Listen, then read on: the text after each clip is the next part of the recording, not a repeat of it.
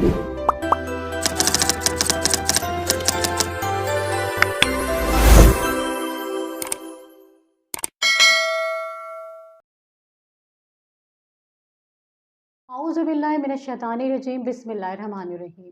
खुदा वहदहु ला शरीक है, उसके सिवा कोई इबादत के लायक नहीं। मेरा चैनल सदफ मंजर जो पाकिस्तान और पाकिस्तान से बाहर यूट्यूब पे देखा जा रहा है, रमज़ान स्पेशल में प्रोग्राम है आ गया रमज़ान।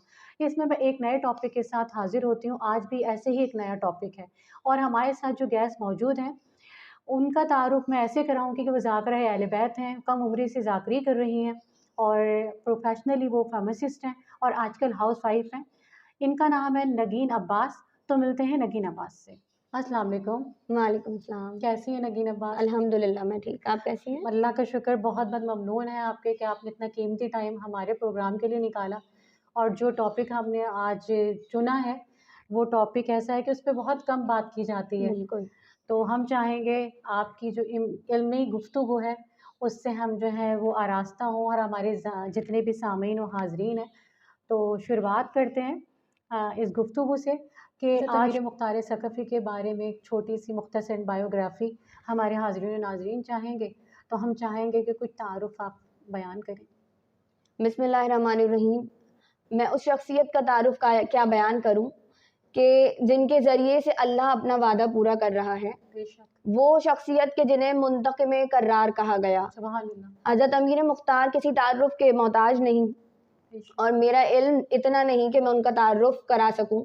बस थोड़ा सा तारुफ कराते हुए फिर हम आगे बढ़ेंगे कि हज़रत अमीर मुख्तार सकफ़ी का ताल्लुक़ कबीला बनु सकीफ़ से था। आप ताइफ में पैदा हुए और बचपन में कूफा आ गए थे। हज़रत अमीर मुख्तार जो है वो हज़रत अबू उबैद सकफ़ी के जो जलीलुल क़द्र शख्सियत कबीला बनु सकीफ़ की और सहाबी रसूल खुदा और इतने बहादुर थे, इतने शुजा थे कि उनके ख़ानदान की शराफ़त और शुजाअत के कसीदे अरब में पढ़े जाते थे। यानी एक जलीलुल क़द्र ऐसी शख्सियत कि उन्होंने फतूहात ईरान में अपना अहम किरदार अदा किया और जंग कादसिया में जाम शहादत नोश किया। हज़रत अमीर मुख्तार के लिए मैं अमीर अल मोमिनीन का एक वाक़या बयान करते हुए उनका तारुफ कराऊंगी कि एक मरतबा हज़रत अबू उबैद जो है वो बैठे हुए थे अमीर अल मोमिनीन की महफिल में। गोद में एक बच्चा है। अमीर अल मोमिनीन ने कहा कि अबू उबैद तुम्हारी गोद में ये बच्चा कौन है? कहा कि ये मेरा फ़र्जंद मुख्तार है। तो मौला ने कहा कि इसको मेरी गोद में दो। ऐसे ही वो आगोश में आए और अमीर अल मोमिनीन का तरीका था कि जो असहाब के बच्चे थे उनको दुआएं देते और उनको प्यार करते। तो ये सोचा कि इसी तरह बोसा देने के लिए बिठाया होगा। लेकिन अजीब मंजर देखते हैं कि अमीर अल मोमिनीन हज़रत मुख्तार के घुंघराले बालों में अपने हाथ फेरते जा रहे हैं और काफ़ी देर फेरने के बाद कहते हैं कि ए मुख्तार, हमने तुम्हारी अक्ल को कामिल कर दिया। हज़रत अमीर मुख्तार मासूम नहीं है और कामिलुल अक्ल जो है वो मासूमीन की सिफत है। लेकिन गैर मासूम होते हुए जिसकी अक्ल को कामिल करने की सनद अमीरुल मोमिनीन दें, वो कितने कामिलुल अक्ल होंगे। तो सलमान फ़ारसी ने अर्ज़ किया कि अमीरुल मोमिनीन, आपका इस बार रवैया थोड़ा मुख्तलिफ था। आप बच्चों को बुलाते, उन्हें प्यार करते थे, लेकिन ये तरीका मुख्तलिफ था। आखिर वजह क्या थी? तो अमीरुल मोमिनीन ने कहा कि ए सलमान, तुम्हें मालूम है कि ये बच्चा वो है कि जो 3,83,000 कातिलाने हुसैन को वासिले जहन्नुम करेगा। अल्लाह अकबर। अभी आगोश में है और अमीरुल मोमिनीन बशारत दे रहे हैं। एक इमाम बशारत दे रहे हैं, दूसरे इमाम, चौथे इमाम ने फरमाया कि ए मुख्तार, खुदा तुम पर रहमत नाजिल करे कि तुम्हारी वजह से अहले बैत के दिलों को ठंडक नसीब हुई।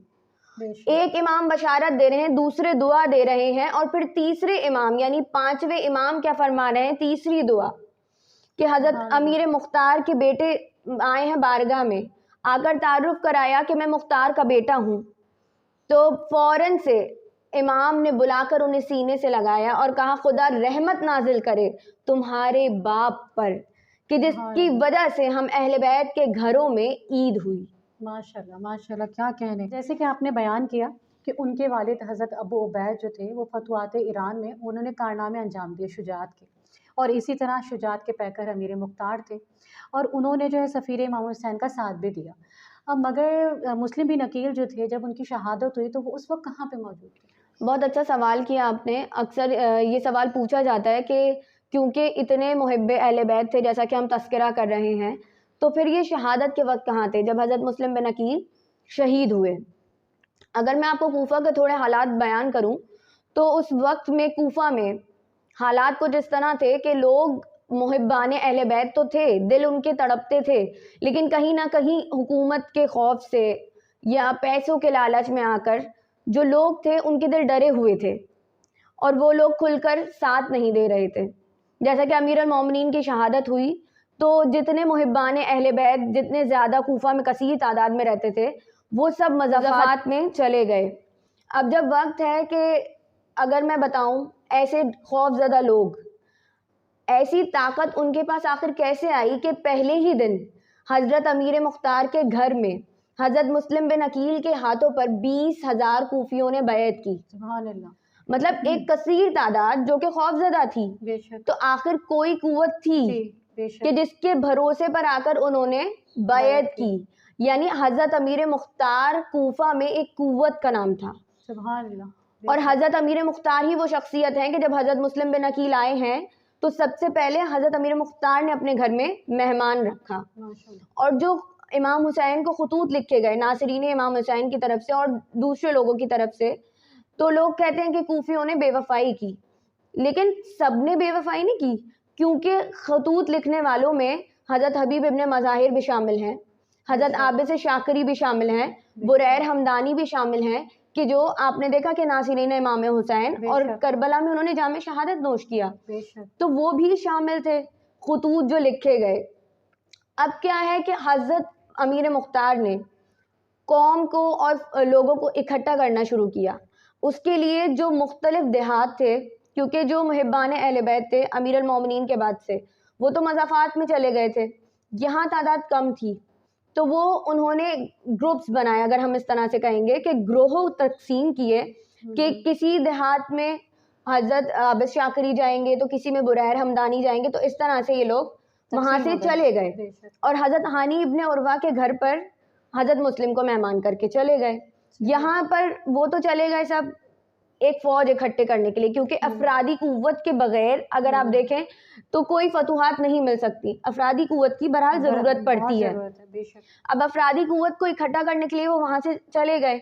यहाँ पीछे क्या हुआ कि जैसे यजीद तख्त का जानशीन बना, तो उसने कूफे का गवर्नर बदल दिया और कूफे का गवर्नर बना दिया उबैदुल्लाह इब्ने ज़ियाद को, जो कि जालिम तरीन सफ़ाक तरीन शख्सियत। बिल्कुल।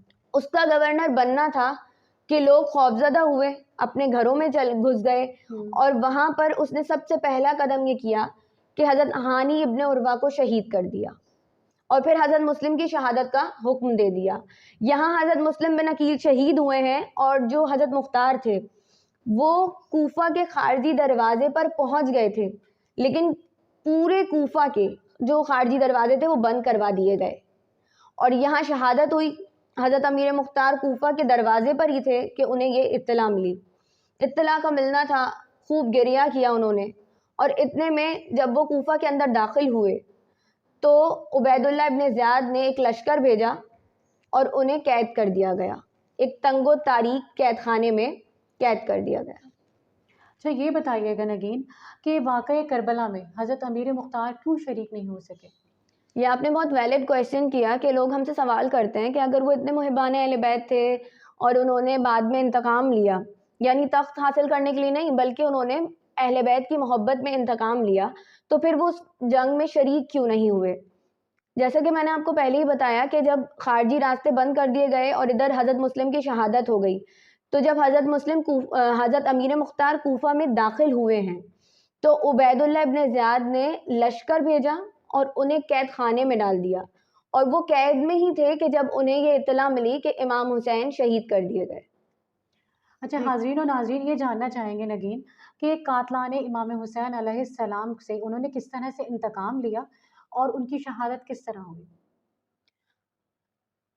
جب قید میں تھے عبید اللہ ابن زیاد نے سوچا کہ جیسے ہی امام حسین کی شہادت ہو گئی تو اس نے سوچا کہ ظاہر ہے اگر اب میں مختار کو آزاد کرتا بھی ہوں تو مختار کیا کر لیں گے، لیکن اسے معلوم ہی نہیں تھا کہ وہی تو وقت ہے، اللہ نے مختار کے ذریعے ہی تو انتقام لینا تھا۔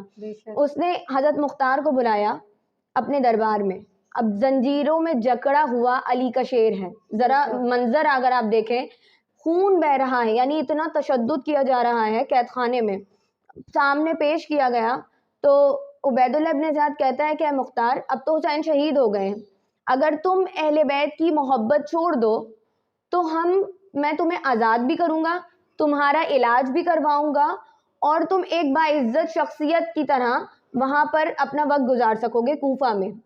حضرت مختار نے کہا کہ اے عبید اللہ ابن زیاد اتنا بتاؤ کہ اگر میں تم سے کہوں کہ تم کھانا پینا چھوڑ دو تو کیا چھوڑ سکتے ہو؟ بے شک۔ تو کہا کہ نہیں، کہا کہ بس اہل بیت میرے لیے روح کی طرح ہے، غذا کی طرح ہے، میں اہل بیت کو نہیں چھوڑ سکتا۔ تو عبید اللہ ابن زیاد بڑھ کر کہتا ہے کہ پھر میں تجھے ابھی مار دوں گا۔ تو مسکرا کر علی کے شیر نے بڑھ کر کہا کہ مجھے میرے امیر المومنین نے بشارت دی تھی کہ اے مختار تو 3,83,000 قاتلان امام حسین کو واصل جہنم کرے گا، میں نے تجھ جیسا ابھی ایک نہیں مارا، تو مجھے موت نہیں دے سکتا۔ سبحان اللہ۔ وہاں سے آزادی ملتی ہے حضرت مختار کو، اور حضرت مختار نے ایک لشکر جمع کرنا شروع کیا، اور اللہ اکبر لشکر کس طرح کا جمع ہوا ہے کہ ابراہیم ابن مالک اشتر آپ کے لشکر کے سپہ سالار۔ ابراہیم کون؟ کہ حضرت مالک اشتر کہ جو مولا علی کے سپہ سالار تھے، ان کے بیٹے ان کے سپہ سالار ہیں۔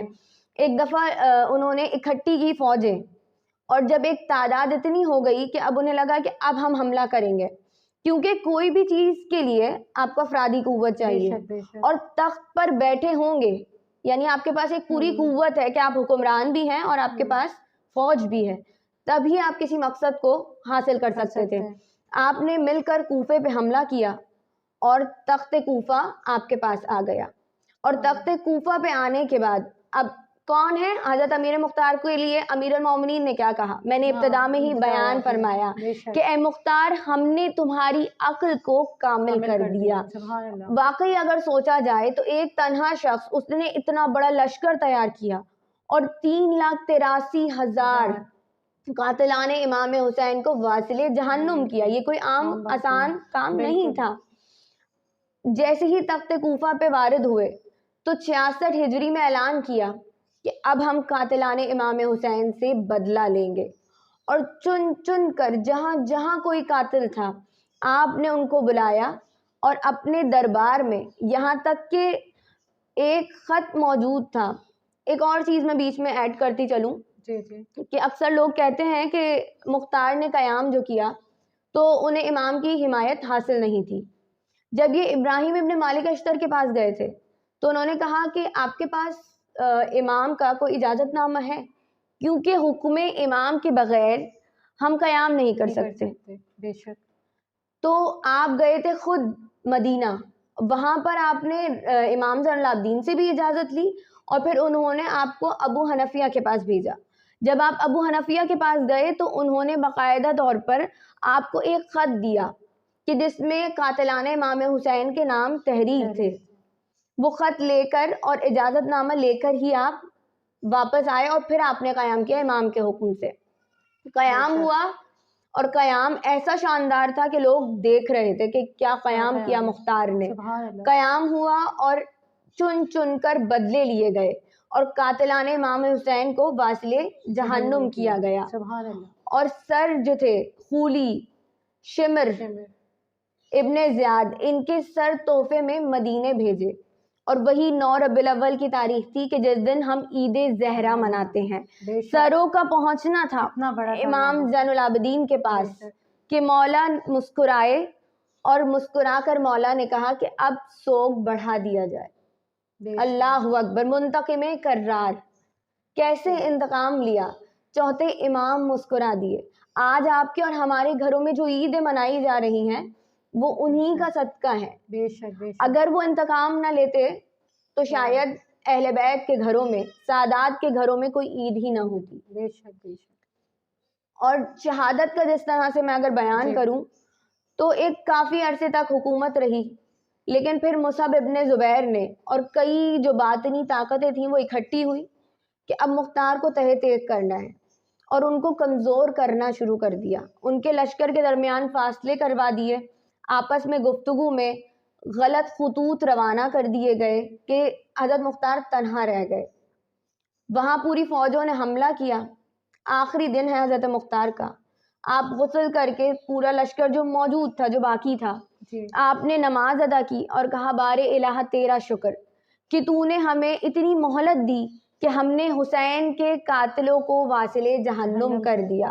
بس یہ کہہ کر آپ باہر نکلے اور کئیوں کو اپنی بہادری سے، اپنی تیغ سے واصل جہنم کر دیا.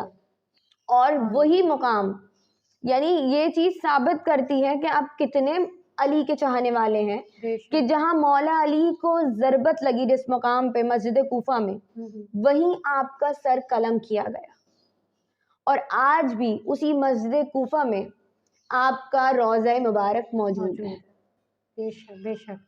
وہی بات ہے کہ جو سیاستیں جب تھیں اور آج کے زمانے میں بھی وہی سیاستیں چل رہی ہیں جو پنپنے نہیں دیتی. نگین عباس، آپ نے اتنی علمی گفتگو ہمیں اور ہمارے سامعین و ناظرین کو دی.